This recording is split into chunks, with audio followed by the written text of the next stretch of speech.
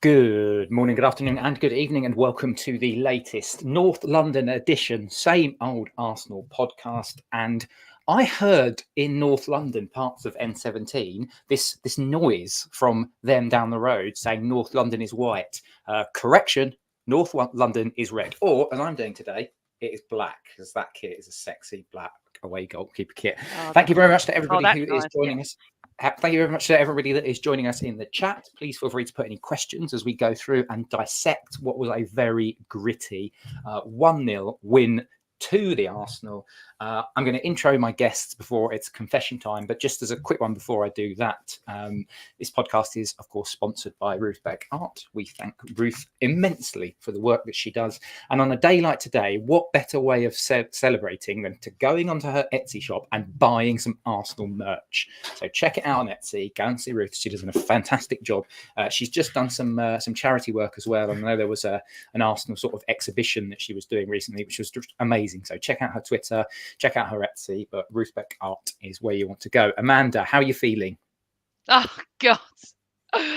Since Thursday night, I've been on a high, and then you sit down for this and go, please don't ruin my wedding celebrations. Just do not ruin the wonderful wedding that we had.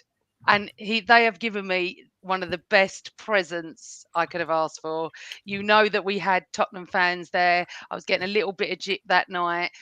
And I just keep quiet. I always keep quiet until the end of the game, even at 1-0 with 94 minutes gone. I'm still so stressed.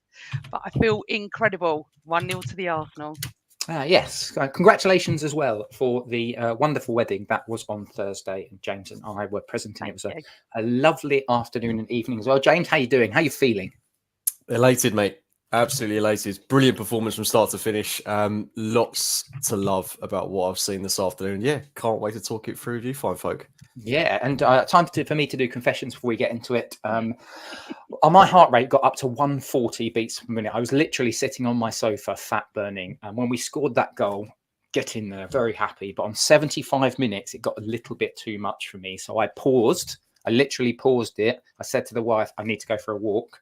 I went for a walk for 10, 12 minutes. And then I came back and then I pressed play again so that I could watch it, but watch it in a setting where I almost knew what was happening. So this is a confession. I apologise for that, James. I want to get some initial thoughts about that, and then we'll go into lineup and start dissecting the game itself. Do you judge me?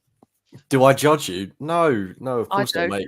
I think we all had to have a little bit of a breather at some point. I've literally been sat in my front room with the curtains and doors closed. So, it's been a stressful afternoon. But I've got to say, we went there and won 3-2 last year, and I felt a hell of a lot more stressed in the last 10, 15 minutes of that game than I did in this one. I thought we were so comfortable today. Spurs resorting to kind of route one football at the end, just hurling it into the box, trying to get ahead on it. And it was literally just attack against defence, and we dealt with literally everything they threw at us. Really comfortable win, dare I say. Do you know what? You are spot on. And I think I tweeted something similar. I want to get your views on this, Amanda, because now that we've got the victory, now that we know the result, and when you re-look at what happened, what's just transpired over the last couple of hours, this Arsenal team are flipping good defensively. Like, honestly, now that we're in sort of hindsight mode, I'm reflecting and thinking we were compact, we were controlled. Tottenham were getting the ball out. They were putting balls into the box. It was headed away. We were narrow. I just love the way in which we can set up so differently. We're not an open team now that has to just go at sides because we only know one way to play. Mikel Arteta set up his team today. You could tell it by the fact that we were slowing down the game. It was like taking ages on corners, on goal kicks, on throw-ins, and they just completely diffused any kind of tension, and the home fans tried to sort of get them up for it, but we just completely shot them down, didn't we? Can I get some initial thoughts from you, Amanda, on just how good we are defensively now and what a performance that was from our back line? I think the commentator said it all when he said Steve Bold and Tony Adams. It was so like that. The defence is beyond awesome now. It really, really is. I'm just, and I mean, obviously Calafiori's maybe slightly injured, but having that as backup as well, having him as backup.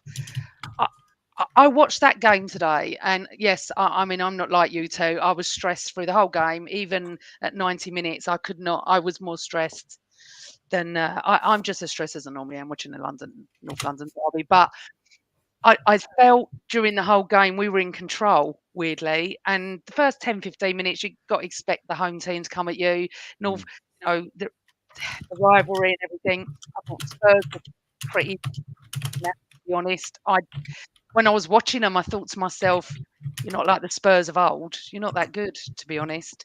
And the fans were quite quiet. It felt like we were in control in our own way, but it didn't look like we're in control, if you understand what I mean by that. We controlled it without really having to do that much. I mean, look, I have to say, hands up, and I know we all think like this, but flipping hell, David Raya. It starts with David Raya, and then you've got the four in front of him. I mean, how good is Gabriel? Forget the goal, just for a second. How good is Gabriel? How good is Saliba? I felt I do think we deserved to win it. I don't think they had much, really.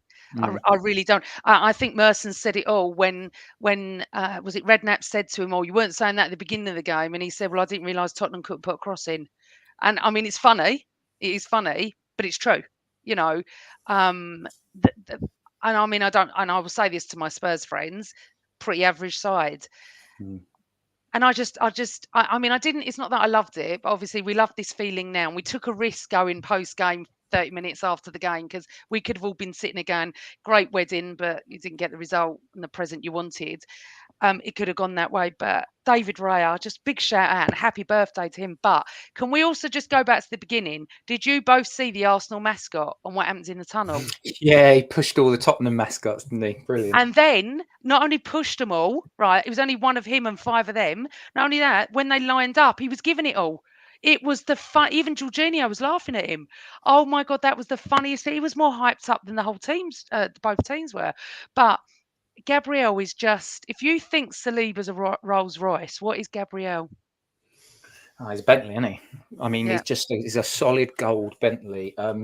Interesting. So pre-game, so I had a barbecue yesterday with my mates, and there was one of my mates is a Tottenham mate, but he's a good one. He's one of these guys who will just talk like factually and not be like a banter merchant. So we had a good chat yesterday, and I said to him, you boys need to be licking your lips about tomorrow because we've got so many injuries and we've not really kicked off the season in terms of playing fantastically well. You know, and you're at home, you know, you must be really fancying this. And he was like, well, yeah, a little bit, but, you know, it depends what Arsenal team show up, blah, blah, blah, blah, blah. So it was a really, really interesting chat that we had. But when I saw the team lineup, James, honestly, I was like, it made me feel worse because it made me feel more nervous. And the reason why is because, like, you looked at that bench. I don't know how you felt, mate. Like, we were talking about this on Thursday, weren't we? And we weren't confident. And I looked at that bench and I was like, flipping out. Another injury.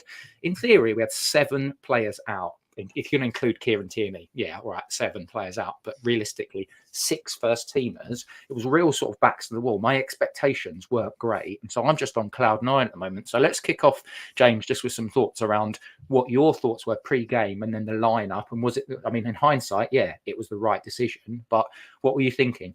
And also, let's go through the first 10 minutes as well, because they were on top of us for the first 10 minutes. Yeah, likewise. I was the exact same as you, mate. When I saw that team lineup and there were a couple of names on the bench that I hadn't really heard of before, and I was like, where's Zinchenko?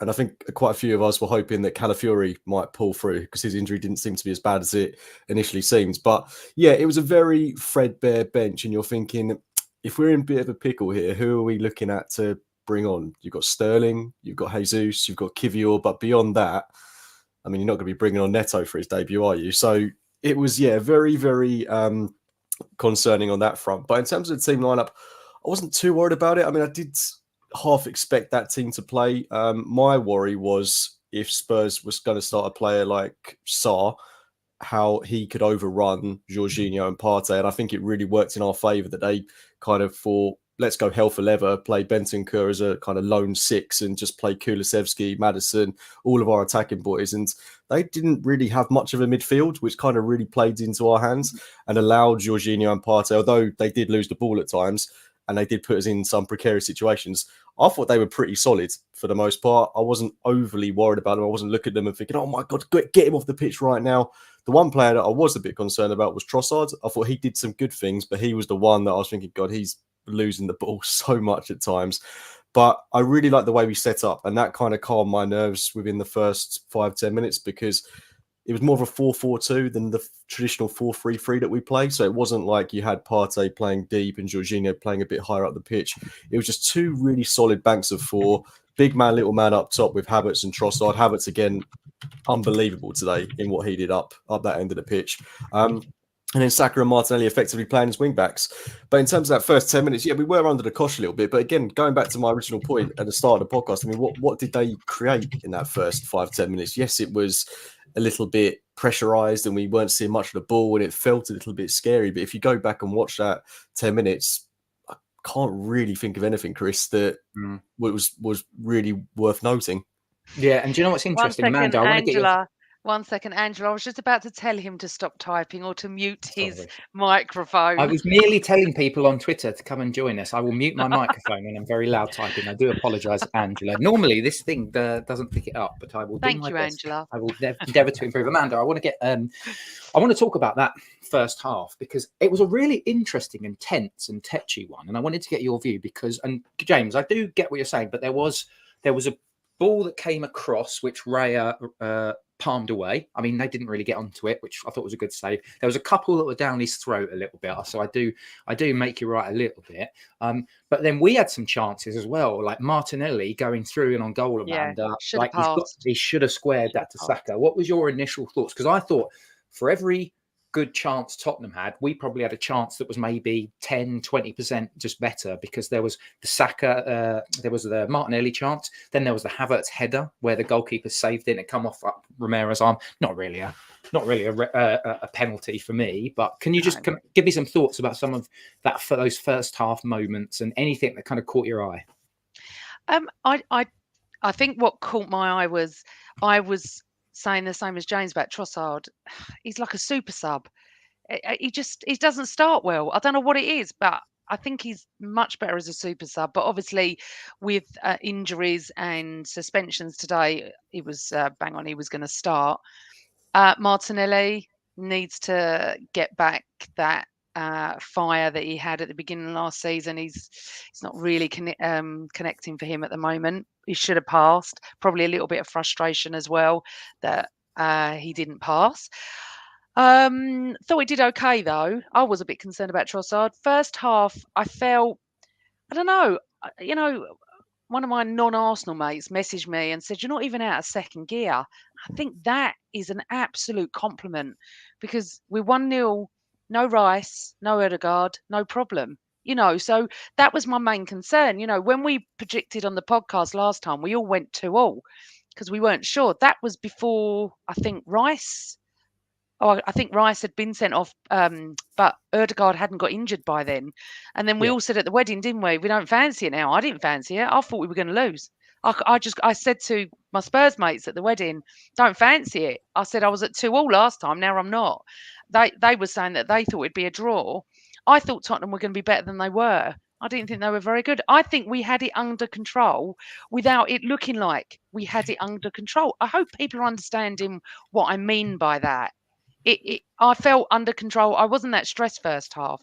Yeah. Second half. Sorry, I won't go to the second half, but Havertz does a good job.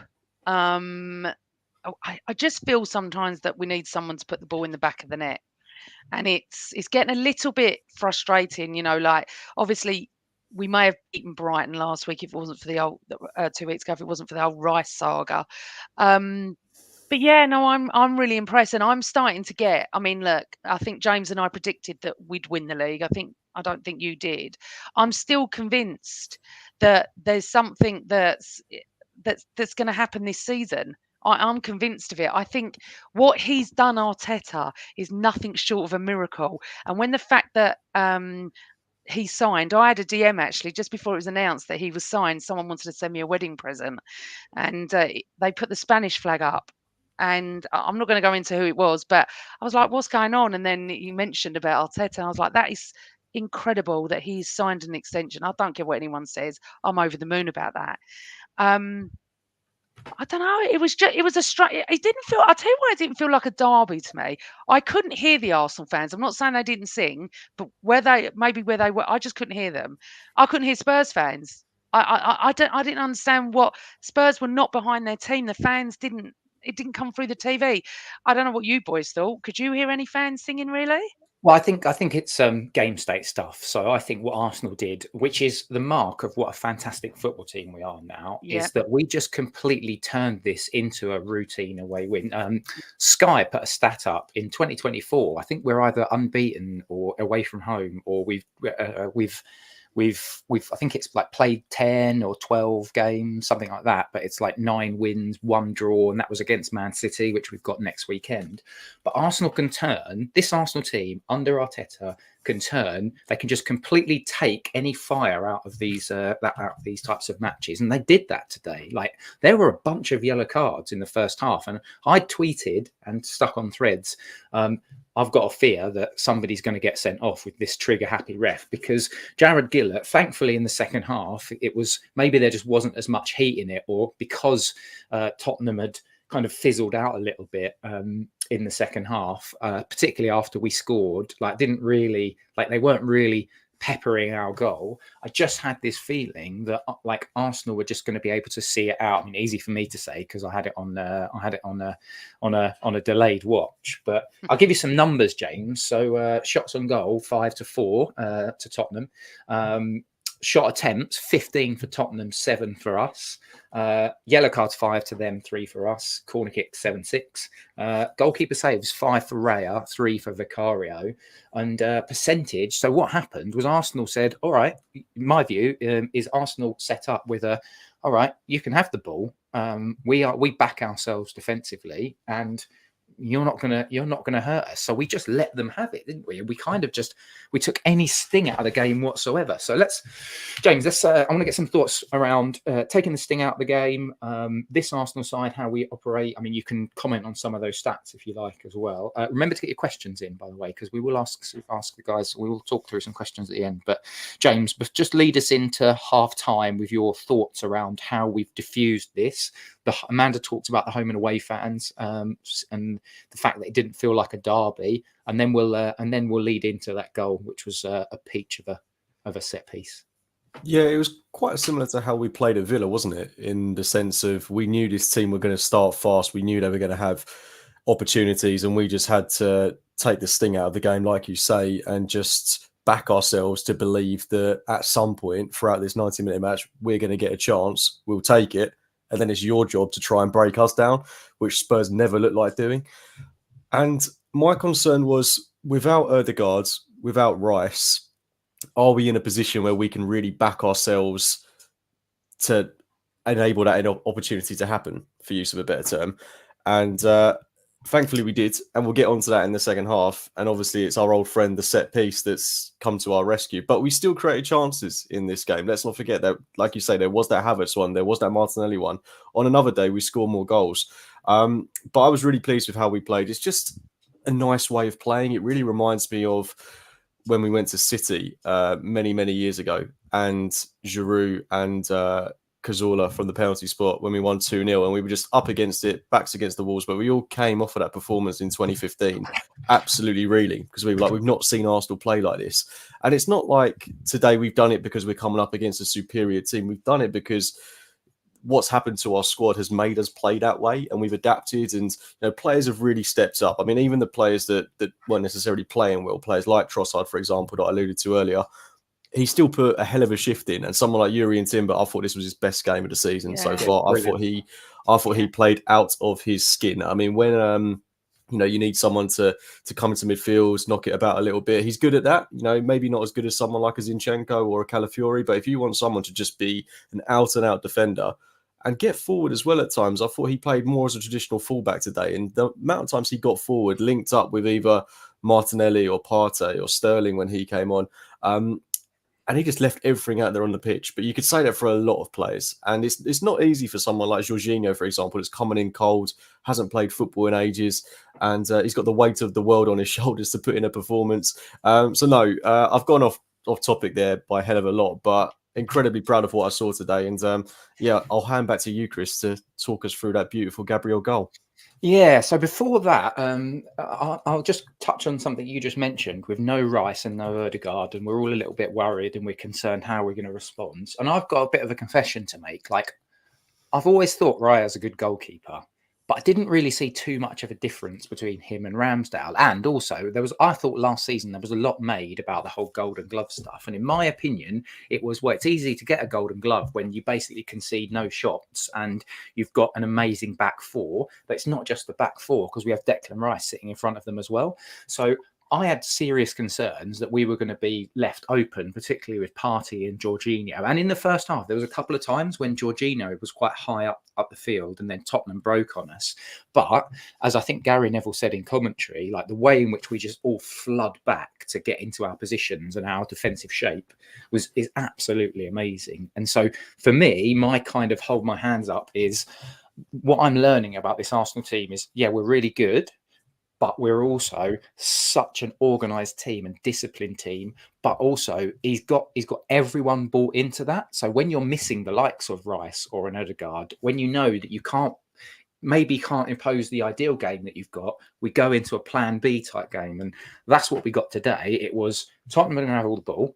Tottenham are at home. They're going to try and come at us. They're going to try and blitz us in the first 10 minutes. Let's just diffuse it. And then we're just going to build our game, and and with some big performances as well. Amanda, I'm going to get your view on you probably want to build on that. So can you, if you've got a point, just jump on to that. But secondly, let's talk about that goal as well, because Gary Neville had said it one or two corner kicks beforehand. He was like, Vicario is flapping and Tottenham don't look great defensively, and we are bloody good at corners, right? He had the knives out for Vicario. I pointed it out to Cole. The first time when he flapped at something and then we got a corner, Gary Neville was on Vicario the whole game. I don't know what he's done to him, but he was going for him. He left Raya alone, thank God. Well, happy birthday, David Raya, from all of us at the Same Old Arsenal podcast. Also, I'd like to just say there's like nearly 1,400 of you either in the chat room or watching via social media platforms. Welcome. Thank you. Leave us some questions. We are going to do some questions. Also, follow us as well, because we're often going to do post-game matches and post-game pods. And if they're anything like this result, they'll be as fun as this is. I just wanted to say that I felt like we controlled the game. This is down to Arteta. This is it. This is what he wants. It is becoming an absolute joy. So let's talk about the goal. So we started off beginning of the game, and I said, bloody hell, we're gonna be absolutely useless at corners, as we haven't got Rice. We're not going to score from a corner, and Saka's corners are not as good as Rice. Well, I eat my words, because I mean, honestly, Gabriel's little nudge up like a salmon rising. Remind me of David Platt at Highbury against Man United. Exactly the same sort of goal. It was immense. But the Bentley of defenders did it again, and he loves it. He wants to be scoring the whole time. He wants to be in that position, and he's getting better and better and better.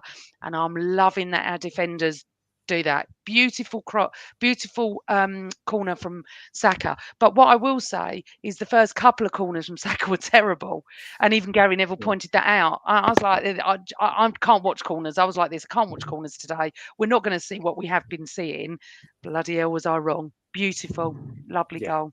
It was a really, really good goal. But James, if the boot's on the other foot there, you're looking at your goal. He's right. Gary Neville is right. You are looking at your goalkeeper there, and also Romero, who's meant to be this big, tough, hard man, Uruguayan hard man, but was shoddy defending. Right? I mean, let's give props to Gabriel. I want you to give some props to Gabriel, James. But do you not think also, if that's one of our defenders, if we can see the goal like that inside the box, in the centre of the box, you're kind of looking at it saying you shouldn't be getting that time, space, and ability, and someone like Gabriel as well to just nod it in. It felt a little bit naive from Spurs there. What did you make of it? Yeah, like you say, if that had been one of our players that had been that easily muscled off the ball, we would be absolutely fuming. You know, it was Mustafi-esque what we saw from Romero. But one thing I'd be interested to ask you, Chris, is if the shoe was on the other foot, according to the whole Sky Sports panel, pretty much, that should have been a foul on Romero. What do you No, reckon? they didn't. I didn't hear that. Did they say that? No I'm chance. pretty sure they did at the end. They'd be asking for a foul. Was that post game? That was post game, yeah. Oh, I didn't hear post game. I haven't seen the post game, so I'll have to check it back. But if you're calling a foul on that, then I'm sorry. There's just going to be no contact. We might as well just play basketball because there's going to be no contact. It was, there's a slight nudge, but this is football. This is a contact sport. You can't just have situations where you can't raise your arms or you can't touch anybody in the box. One of the things I was actually going to mention, which we glossed over, was the Jury and Timber chat that happened at half time, where they were talking about how he's very lucky to be sent off, not to be sent off. Amanda, I don't know about you, but did you watch the halftime stuff? Because I watched it and thought, what a load of nonsense. He's gone to put his foot on the ball and he's got to the ball first, and then Porro's foot has got there too. Porro made an absolute meal of it. Surprise, surprise. He was up within a couple of minutes. But to me, that was never going to be... I'm not even sure it was a yellow card. And yet you've got people on Sky saying, he's lucky not to be sent off. No. What did you make of them? I wanted to actually mention about the referee. I'm sure this was the referee last season that was the only decent ref we had at the Emirates. I'm sure he did a brilliant game for us last year. Because sorry to interrupt, he was Chokeslam McGee for the first game of the season against Wolves. He was the ref. I don't know if it was him then, but there was one ref last year I thought was outstanding, and I'm sure it was him. So I was quite pleased he was refereeing this game. And first half, I don't think he put a foot wrong. I think he booked everybody he needs to. Now, remember, when we saw it in real time, it looked like Timber had got his foot. He gives a yellow card. Obviously, when you look again, you're like, okay, he got the ball, and he was on the top of the ball. It's not a yellow card. But I can't blame the ref for that. I thought it was a yellow straight away as I saw it. And then I saw a replay. I was like, no, it wasn't. No, it's not a yellow card for me. And that's not me being biased or anything. I don't think it's a yellow card. But the VAR did well, because Vicario then pushes Timber. And I would have been fuming if Vicario wouldn't have got a yellow, and he got a yellow. And they did the right thing. So for me today, I thought the ref was okay. When they're saying he's card happy, right? If I can't get over, as I said, only the laws apply to us, because Tottenham did kick the ball away today and they didn't get anything. And there was quite a few teams this weekend that have kicked the ball away. But what I was trying to explain to Carl was, you're not going to get consistency because all refs see things differently. And we do have this minute, everything happens to us sort of thing, right? So I've seen balls kick. The Liverpool player did it yesterday, right across the goal. Nothing. Yep. He didn't even get a yellow card. No, he didn't get told off. But us, a little nudge by Rice. So I can't go on that, even though I'm still fuming about that. I've got to get over that. I thought the ref was all right. And if you're going to cause a foul, you've got to get a yellow card. I don't care if you do it in the first 5 minutes. Don't do a yellow card then. I like the fact that he did book Tottenham players as well. I thought he controlled the game okay. I didn't see really anything wrong with the referee. As I said, in real time, it looked like it was a foul. Do I think it was a yellow in real time? I did think at the time, but not obviously after seeing it after. James, do you want to give it a minute or two on Jared Gillett? Because me personally, I'm a little bit different to Amanda here. I did think he was a bit too trigger happy, to be honest with you. I thought he was getting yellow cards out for silly things.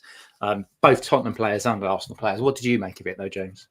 Yeah, I think he was still inspired by that refereeing performance last night in the Chelsea-Bournemouth game. I mean, it was just ludicrous. There was one that Bentancur did, and, taking my unbiased hat off, definitely shouldn't have got. And there was a Saliba one as well early on in the game that I don't think he should have got. It just feels like I said it in the last podcast, but they really do feel like jobs worths. Like they're taking it to the absolute extreme in terms of doing their job, following the letter of the law. And interestingly, on that incident involving Yuri and Timber and Vicario, Amanda, where you said about Vicario getting the yellow cards, I was under the impression that VAR couldn't intervene to award yellow cards. So don't get me wrong, I'm happy that Vicario has got the yellow cards, but no, they can't intervene to take it away. So if they thought Timber wasn't a yellow, which they obviously didn't go for the red, they can't take the yellow away, but they can give yellows. And the thing is, the ref needed help there because he wouldn't have seen what had happened. There was a melee, wasn't it? Before the melee happened, Vicario's grabbed him, and then everyone's come running. He wouldn't have even seen it. He was probably still looking at that fake Tottenham player on the floor, acting like he was injured. So injured, they didn't even have a trainer on for him. Yeah. Do you know what's interesting about it is I wonder what happened is maybe they just said, look, the incident of the melee, they probably just said in the ref's ear, look, the incident was basically Timbers carried on playing because he obviously he's not sure if it's a foul or not. And then Vicario's come running up to him and has basically just grabbed him. And so that's probably when the referee has said, well, if he's grabbed him, I'm going to yellow card him. Rather than tell him to yellow card. I don't know. I mean, we might be talking semantics here, but James, I want to start reflecting now because it's an interesting game because it's a massive win. It's a huge game. Like it's a nervy win. But if you talk about incidents, like we're 30 minutes into the pod and I'm sort of out of major talking points from the actual game itself. So maybe we should just spend the rest of the time talking about what this means. So I want to get your view on this. I'll read a couple of Arteta quotes actually, and I want to get you to reflect on this because he's been commenting whilst we've been podding. So Arteta on the win, super happy. We know what it means to our club and people to win the North London derby. Hopefully we made people happy. We had good moments and others where we had to suffer. We had to adapt because of players that we had available. It's a tough week coming, and instead of finding any excuses, we did the opposite. Spot on. Arteta on winning ugly. We have people that are hard and have thick skin. They love the game and we love winning. In order to win, you have to do things that call people ugly, that people call ugly. When you're able to do that normally, you get a good gift. And the final bit, which I think is the most interesting of all, was Arteta on the importance of the win at the start of such an important week. He said it does because we've won here 3 years in a row. I think we should give some props to that because we spent about 8 years, I think maybe even 10 years, where every year it was like the best we could hope for. Going up there as a draw because we had many draws and defeats, particularly under that horrible Harry Kane era. But he said, we've won it 3 years in a row. I think they are already. It's a big week coming up, and that's going to be lots of motivation. Sorry, this was the interesting bit. Preparation. I didn't enjoy and I didn't sleep much. I had a clear plan for Spurs, and then we lost player after player, and I had to completely change my plan. It was a great challenge. I think this speaks to his tactical nous, however you say it. I think this speaks to how much he's evolved as a manager. And I think it's really fantastic that he's looked at this and said, right, we've got to do something different, but I've got a plan. And it really gives me like hope and heart for the game against Atalanta, the game against City as well. But what about you, James? Some reflections on maybe Arteta's comments there. And then Amanda, probably if you want to jump in as well. Well, I think so long as we don't lose a lot of players in the back line, we've always got a good chance of getting something from the game. Because like we've spoken about so much already, our defence is so good. And we've got so many different options in defence now, whether it's Calafiori, Zinchenko, Kivior. I mean, all these guys, Tomiyasu when he comes back, these players that can come in, do a job, and the level isn't really going to drop too much. We know kind of what our settled back four is at the moment. I wouldn't be changing that back four anytime soon. But so long as we've got that as the foundation to build from, and it's very rare that we're going to have, games like today where we're missing essentially our entire first choice midfield. And that's what, makes me feel a little bit glad that we've got this out of the way. We've got 3 points because before the game, I hate to say it, I probably would have taken a point because, with all the players out, with everything up against us, Spurs have looked pretty okay at the start of this season. Don't want to give them too much credit. It was a tough game on paper. And I just thought, just don't lose this because going into that game against Atalanta, going into the game against City, I think I said to you at the wedding on Thursday, we could be staring down the barrel of 3 defeats in 3, which would be bad. Like it would be really, really bad. And thankfully, we've passed the first test and I mean, we'll have Declan Rice back for the Champions League. We'll have him back for Manchester City. And it's just great that we've got a manager that can adapt, that looks at the opposition, because so often in Arsene Wenger's career, towards the end of it anyway, he just would be like, play the Arsenal way. It's got to be that, 10 times out of 10. And we would go into games like this and just get absolutely steamrolled. That doesn't happen anymore. We've got a manager and we've got a team that are just really tactically aware of who they're up against. And I love winning that way. And if we could do that at the Etihad as well, hopefully with Declan Rice back in the team and a bit more of a midfield about us. Not to say that Jorginho and Partey weren't good today, but I think I'd still rather have Declan Rice in there for one of them. I really think we've got a good chance of going to City and getting something. Yeah, it's quite exciting. Amanda, do you want to reflect on Arteta's comments or make any bits? But I can also give you a couple of stats here, which I've just seen somebody put on Twitter. Arsenal in the Premier League since January 2022, games 67 when they've scored first. So when we score first, there's been 67 games. We've won 59 of them. We've drawn 7 of them, and we've lost just 1 in 67 matches, which is a pretty awesome stat, to be fair. And Arsenal's away form, just confirming that in 2024, 10 games, 9 wins, 1 defeat, 30 goals scored, 3 goals conceded. So I'm going to give you a little bit of a free swim here. You can either talk about Arteta's comments, or you can talk about some of those stats, or you can even talk about what you think this means. Because for me, pre-game, I was thinking Man City away, Tottenham away, Aston Villa away. If you'd have given me 5 points, I'd have been over the moon. We've got 6 already.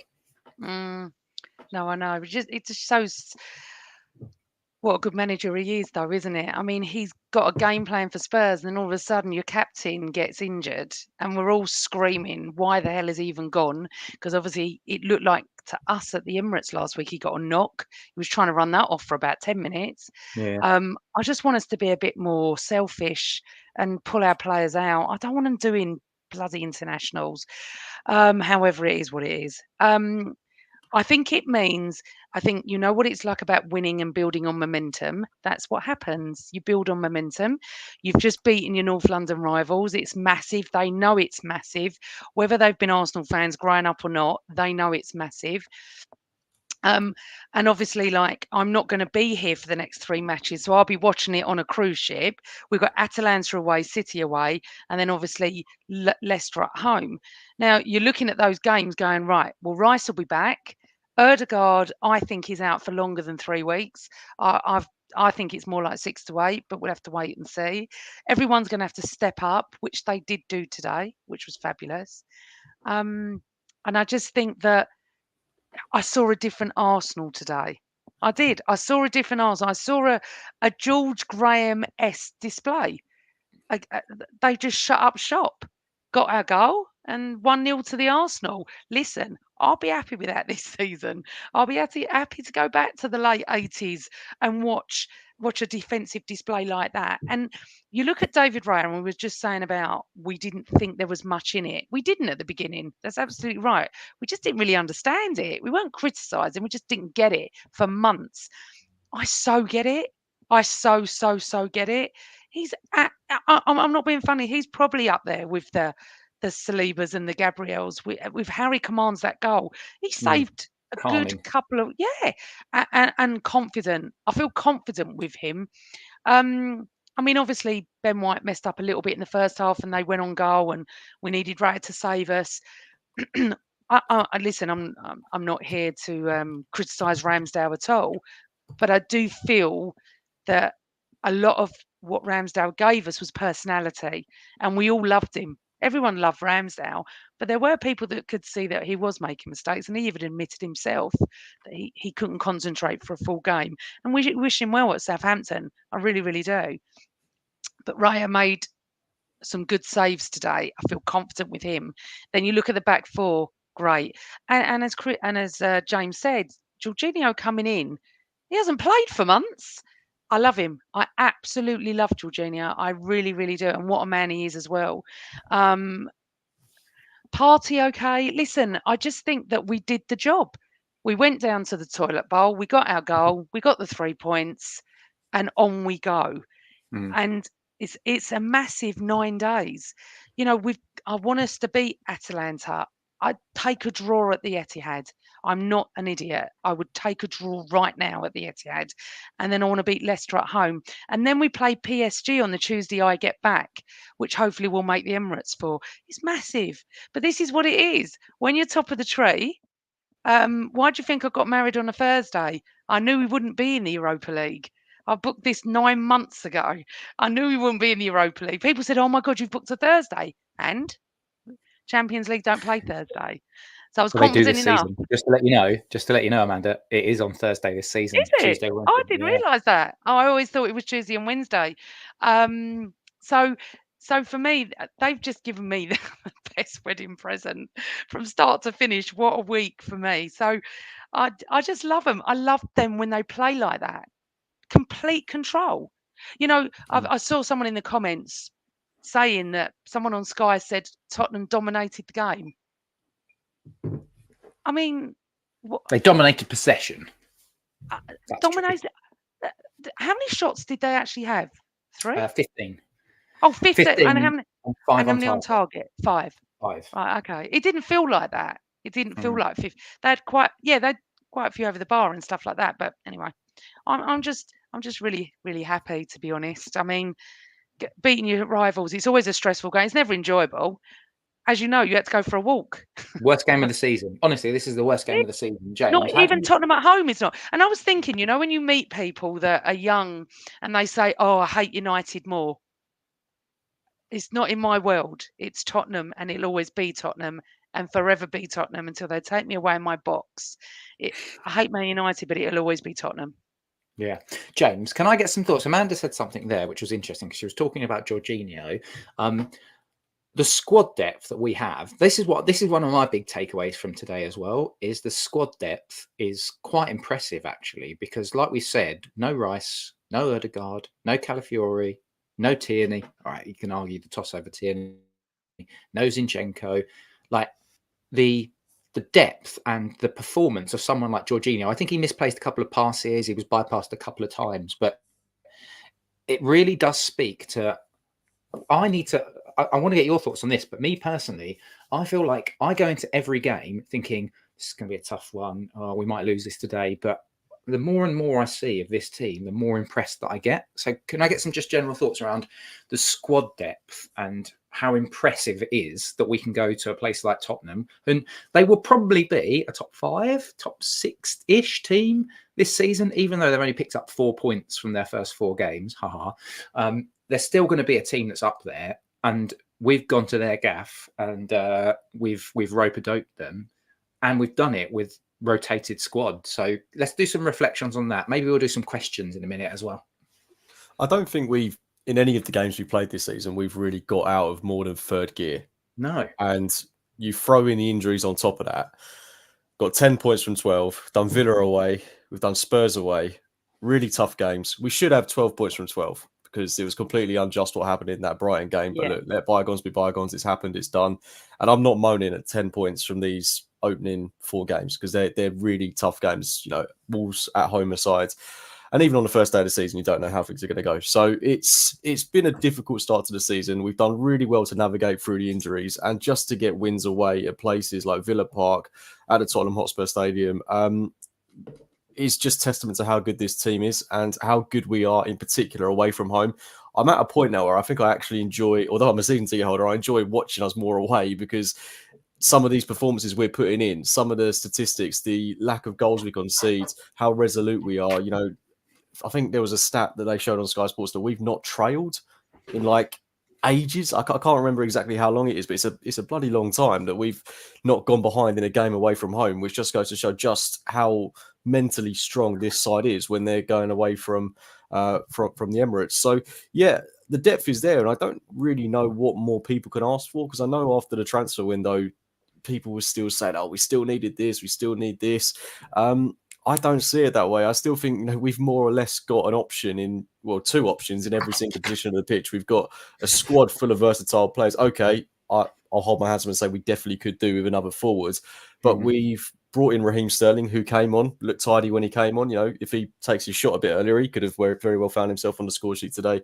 And then you've got someone like Jesus that can come on as well. So it's not like we're short of options up top. You know, we took Bukayo Saka off today, and we brought on Ethan and Wanieri in a North London derby.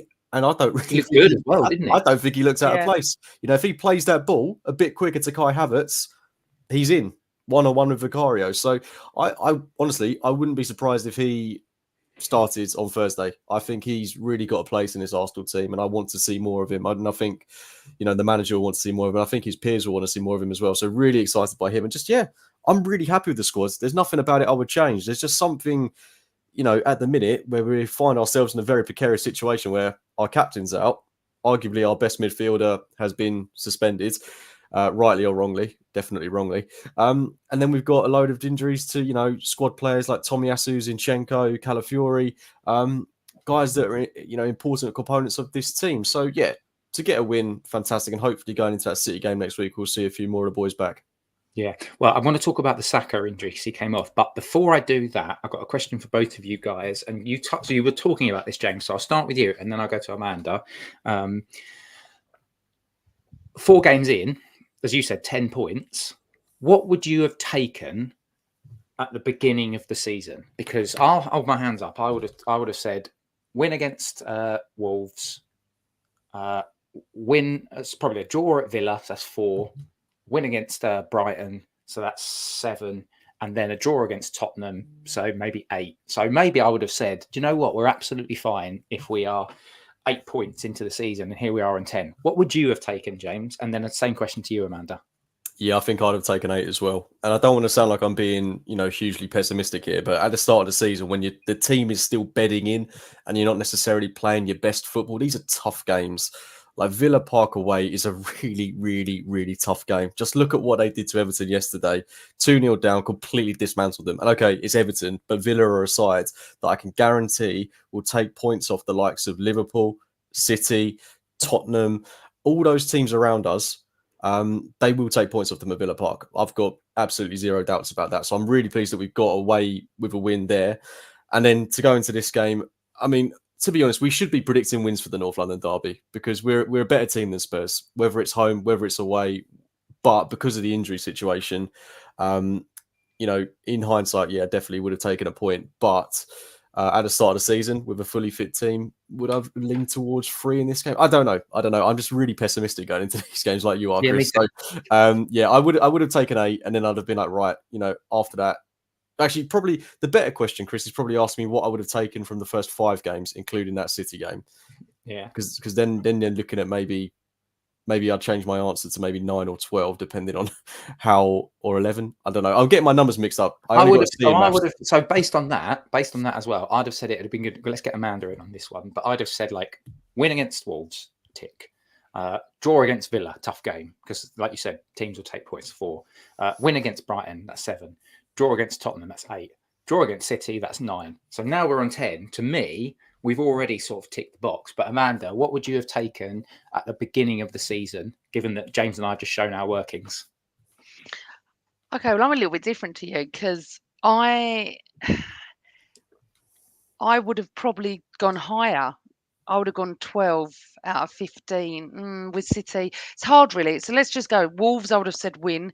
Villa, I would have thought 1. I know we've lost there once, but generally we do okay. Yeah, so I'm... That's 6 points. Keep going. Yep. What was the next one? Brighton. Now, we don't do well against Brighton. We haven't for a while. So I wouldn't have gone for a draw watching the game. I wouldn't have, but because of the Rice fiasco, that's why we got a draw. So maybe I would have gone for a win there. I would have gone for okay, so Tottenham away.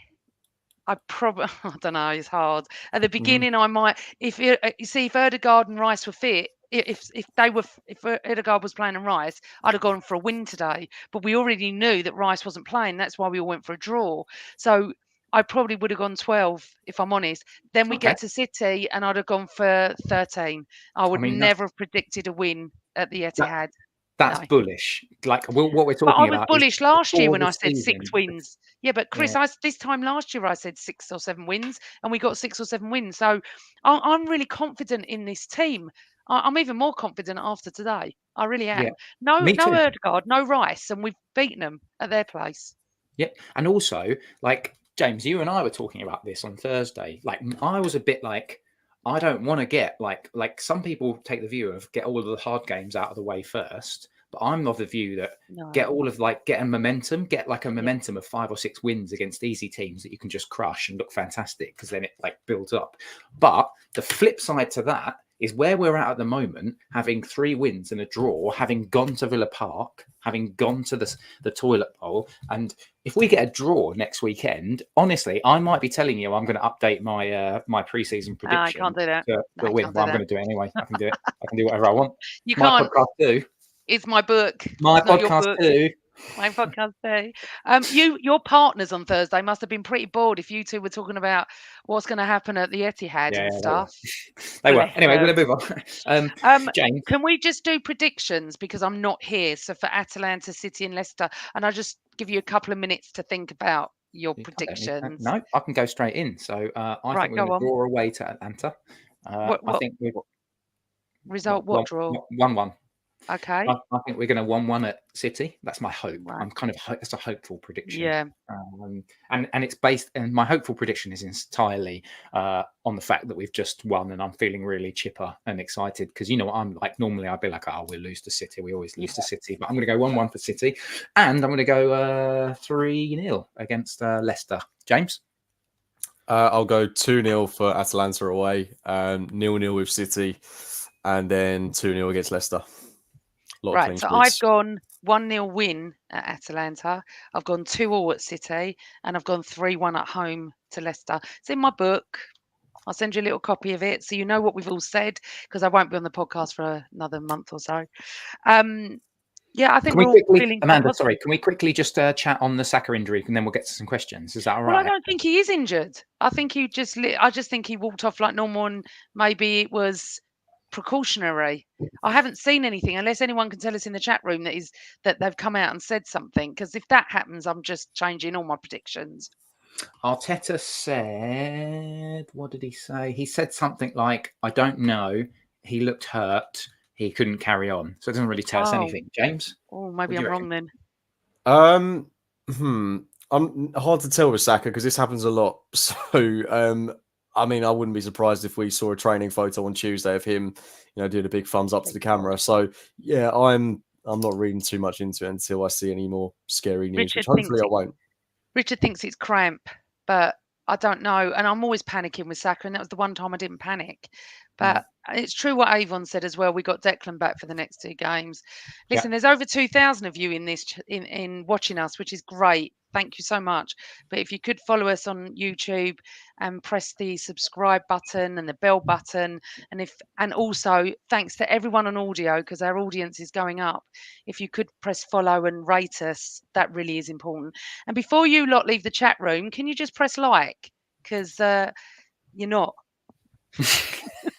You're not pressing like. And I'm telling you, press like if you like. Amanda, give us some questions. Let's wrap it up. Okay.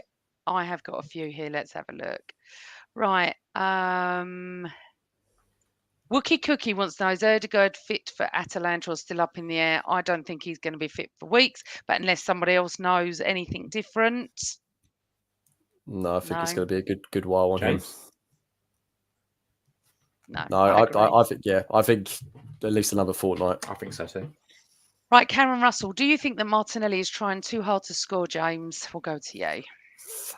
I don't know. I mean, he only really had that one clear-cut chance today, and I'm going to give him the benefit of the doubt and hope that he didn't see Saka on his right-hand side and just felt like he had to go for goal. Just think he's really lacking confidence. I think 2 seasons ago he buries that quite comfortably, but it was a really tame finish, no power in it, and perfect height for the keeper.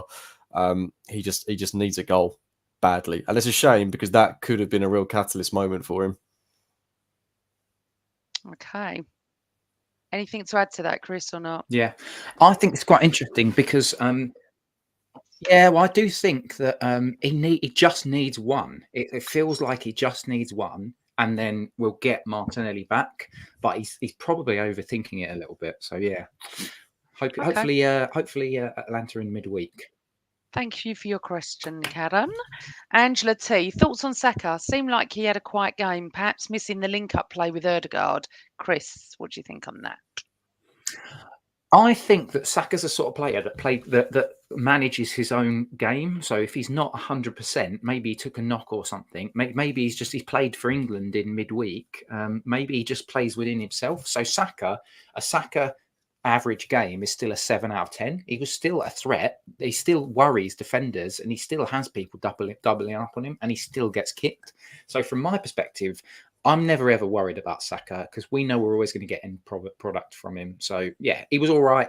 He's going to have a quiet game every once in a while, but hey, he's a star boy, and he's already bagged a couple of goals for us this season. So not fussed. And an assist today as well. Yeah. I think he looks quiet, but I don't think he actually is. Mr. Stark, question: was Ange tactically naive today, James? Is he out of his depth?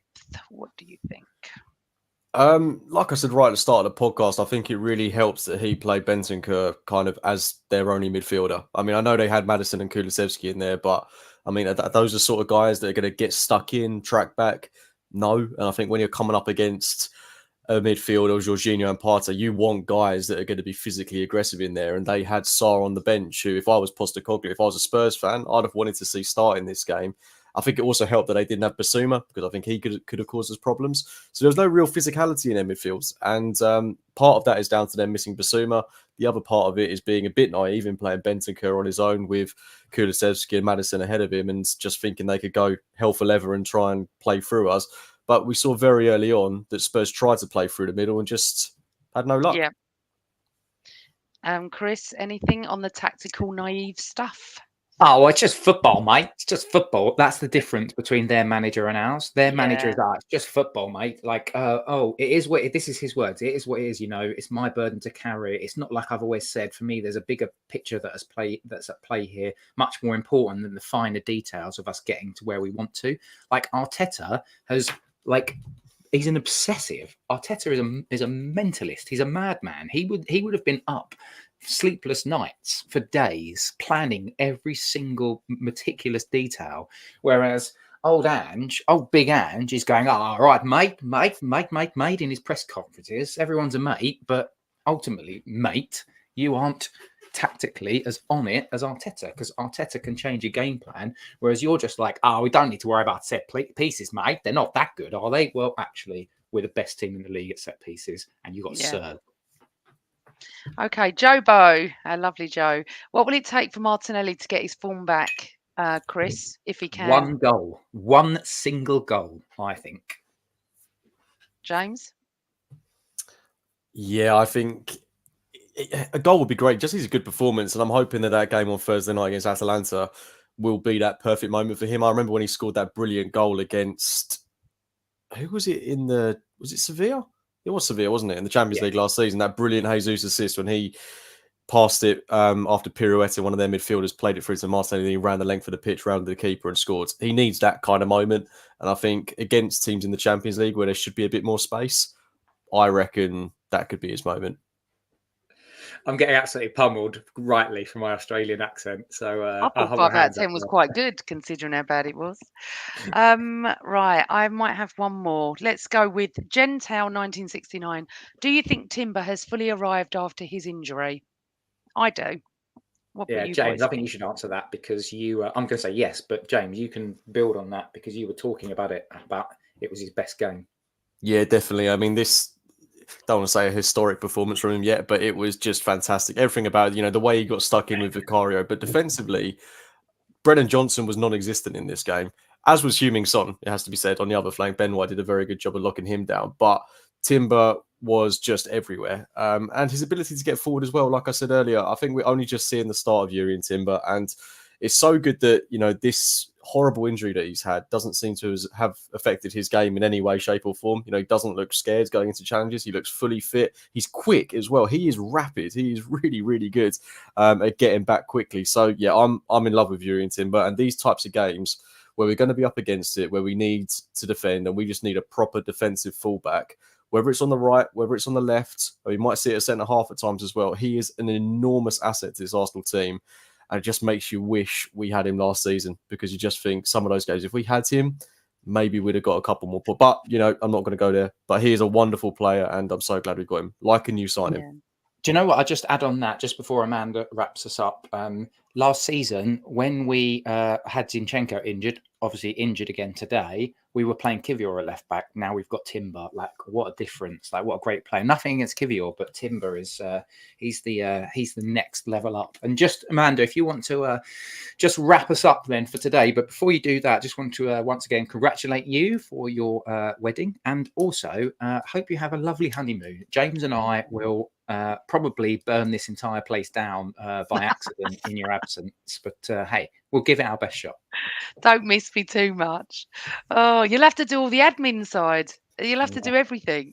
I'll get Your James to do secretary's going away. Well, I'm not logged into any of it, so we've already failed at the first hurdle. that.